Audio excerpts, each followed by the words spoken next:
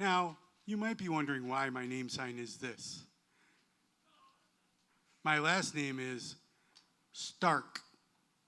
I'm not related to Iron Man. I'm not related to the Game of Thrones. Those are imaginary stories. Mine is a real name.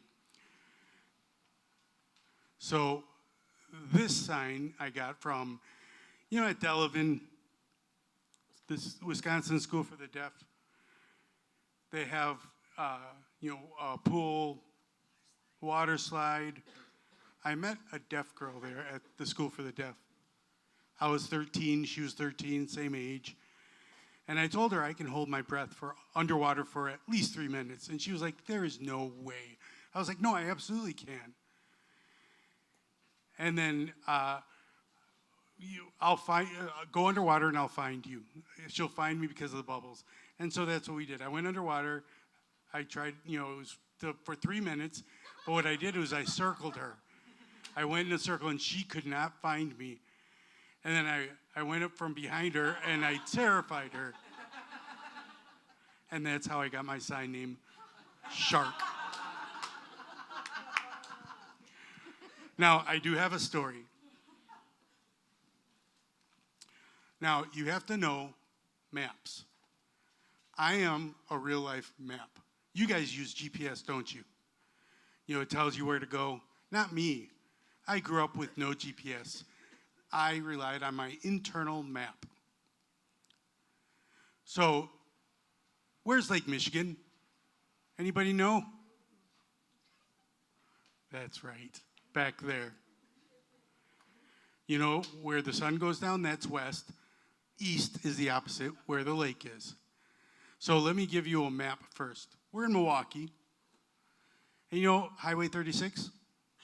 If you follow it all the way out, my parents' lake house is there on Browns Lake. It's in the town of Burlington. And then next to it is Lake Geneva. The sign is this, LG. Are you guys familiar with Lake Geneva? Well, famous, chocolate, boats, all that stuff.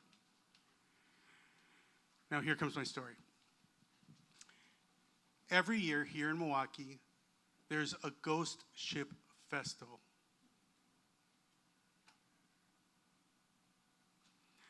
I met this guy, and he told me, I found something in the water. We were scuba buddies. We'd go to Lake Michigan. There's 150 shipwrecks underwater that you can explore. Lake Michigan actually has over 1,500 ships that are all over the place. And one day he didn't want to talk to me, and I found out that there was some news recently, in 2003 back then, that they were looking for an old ship that was in Lake Geneva.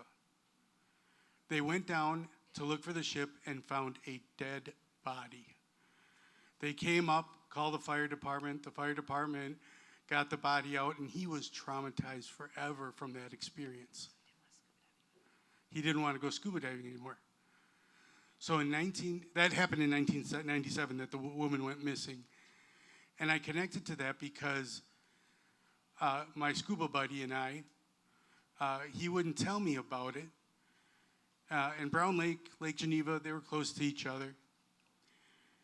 The police approached her husband and told him what happened, and he was shaken and started to throw up. And he said, I got to call my lawyer.